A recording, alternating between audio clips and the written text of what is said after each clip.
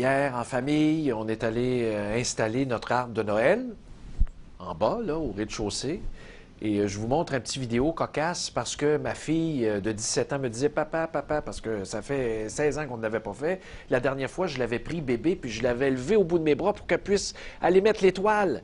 Alors là, est-ce que tu vas me reprendre? Ben là, à 17 ans, franchement, c'est un peu maladroit, mais je vais te filmer, par exemple. Regardez ce que ça a donné.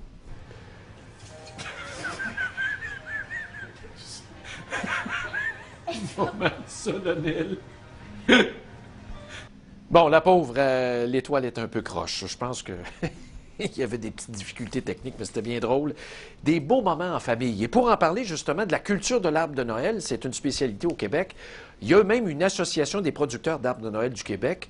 Il en est membre et il opère aussi avec sa famille une ferme. Ben oui, c'est une ferme et c'est en Estrie. Larry Downey est au bout du fil. Bonjour. Oui, bonjour, M. Gendron. Bonjour, merci d'être avec nous. Écoutez, moi, ça faisait tellement longtemps que je n'avais pas fait ce rituel-là d'aller chercher un vrai arbre de Noël, le faire en famille. Juste ça, là, ça vaut plus que le 45$ que j'ai payé. Bien, vous avez bien fait. Mais c'est incroyable, pareil. Moi, je tombe en bas de ma chaise quand je regarde les prix, là, puis vous êtes au bout du fil pour nous en parler. La culture d'un arbre de Noël, nous, on le prend, là, admettons, au clos de bois ou au coin de la rue ou au dépanneur, là. Mais on ne s'imagine pas tout le travail puis le nombre d'années qu'il y a derrière ça. Racontez-nous comment ça marche. Vous en faites, vous?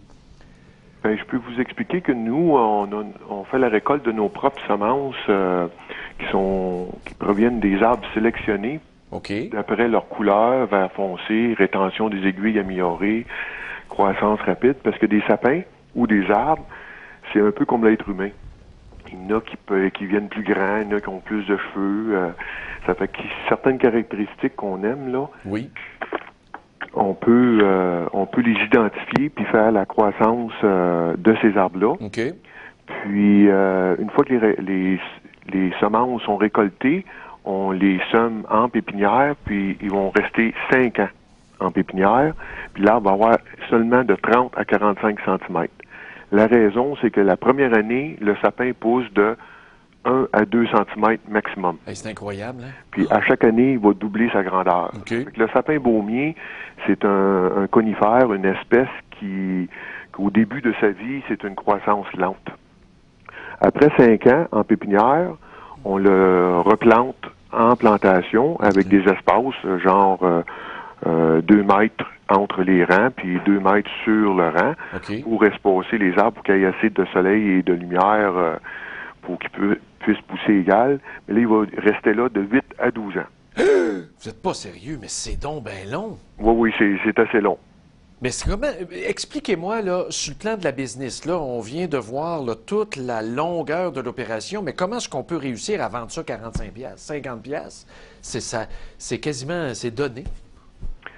Oui, notre produit, si on compare à d'autres produits ornementaux, comme dans les centres jardins, les feuillus ou les conifères, là, notre produit, ce serait comme un des moins chers sur le marché.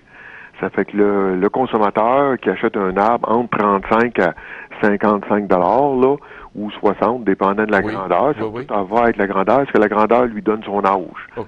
Plus longtemps qu'on l'a gardé, ben c'est pour ça qu'il est un petit peu plus cher quand ils sont plus grands.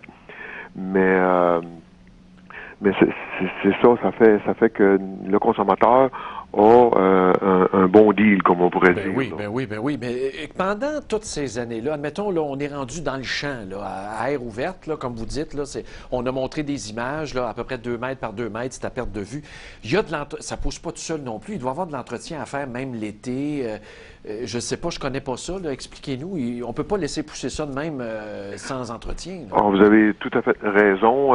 Ces arbres-là, il faut qu'ils soient taillés à chaque année pour garder une forme conique. OK, oui, c'est Sans vrai. ça, il va pousser là, en grandeur, puis il va avoir tendance à venir mince un peu, ou il sera pas égal, ou il va venir trop large. Il ne pourra plus rentrer dans les maisons. Nous autres, on fait la taille qui est quand même assez long. C'est le travail le plus long, le plus ardu de toutes les saisons.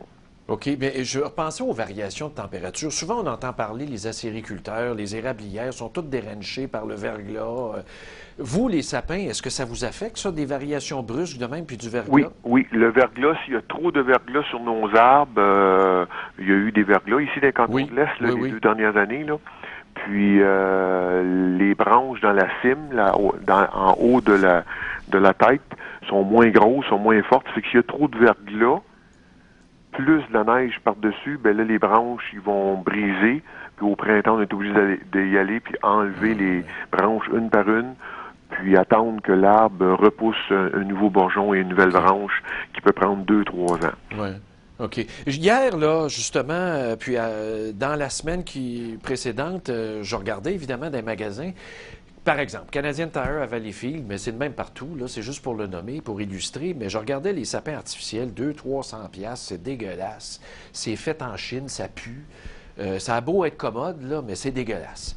L'histoire du sapin artificiel, de l'arbre de Noël artificiel, c'est que c'est un produit fabriqué à base de pétrole, c'est du plastique aussi. Ouais. C'est fait en Chine. Imaginez-vous la quantité de 1000 km de transport que ça lui prend pour venir ici. Puis la moyenne d'âge d'un arbre artificiel est d'environ 5 à 6, maximum 7 ans. OK. Après, il y a eu des recherches de fait sur ça. Après 7 ans, le monde le jette. Ben oui. C'est non biodégradable. En plus. Ça fait que ça reste là pour longtemps. Tandis qu'un sapin de Noël, c'est produit localement, ici au Québec. Oui. Le transport est minime. Oui. On peut le recycler. On peut le recycler. Ben oui. En plus, c'est compostable. Exact. Si on met les branches dans notre jardin, là, ben, les branches, après 2 ans, sont disparues. C'est ça, exactement. Puis, mais évidemment, l'arbre artificiel, c'est votre principal compétiteur, j'imagine. Là, comment ça va dans l'industrie? Ça n'a pas toujours été facile, là. Non. Dans les dernières années, il y a eu plus de compétition. Le Québec et les Maritimes exportaient beaucoup d'arbres vers l'Ontario et l'Ouest, et les provinces de l'Ouest du Canada. Puis, il y a eu comme un surplus d'arbres de Noël produits aux États-Unis. Puis, ils pouvaient, surtout en Ontario, et les Américains importaient des arbres en Ontario moins cher qu'on pouvait les produire. Imaginez couper le Leur saison de croissance est plus longue que la nôtre. Oui. Ça fait qu'ils pouvaient se permettre de faire ça. Ça a duré quelques années, mais à partir d'aujourd'hui, on s'aperçoit que la demande de l'arbre de Noël du Québec est à la hausse, qui est très bon pour les producteurs. On est comme encouragé là, à 2015-2016 pour continuer parce que ça a été un petit peu difficile. Bon, là, justement, ça remonte. On a à l'écran le site web de votre entreprise, Downey. Vous voyez ça à l'écran, mes amis. Et moi, dans ma région, on a ce qu'on appelle le circuit du paysan où on peut aller faire de l'autocueillette l'été, tout ce que vous voulez, là, de fruits, de légumes, de bleuets. Mais là, on peut faire de l'autocueillette de sapins, là, chez vous. Oui, nous autres, on est ouverts, c'est notre 8e année, on a ouvert nos portes au public. C'est bon. Les familles viennent en grand nombre, les petits-enfants, les grands-parents, ils marchent dans la plantation, on leur donne un tour de tracteur, le monde aime bien ça. Ils choisissent le sapin qu'ils veulent, ils le coupent, puis nous autres, on l'emballe. Quand ils viennent à l'intérieur de la boutique, mon épouse, si quelqu'un aime des belles couronnes bien décorées, là, je peux vous garantir que c'est mon épouse qui fait les plus belles couronnes au Québec. C'est she's the best. C'est bon, ça. Mais dites-moi donc, là, pour aller chez vous, là, justement, vu qu'on en parle, puis c'est vraiment la saison, vous êtes situé où et ça coûte combien? Là, admettons, j'ai 2 enfants, 2 adultes, on va aller faire une petite virée et aller chercher un sapin. C'est un prix pour un arbre. OK. Ça fait que tout est inclus, le chocolat chaud, le tracteur, puis les enfants ont le droit de faire une couronne chaque pour un prix.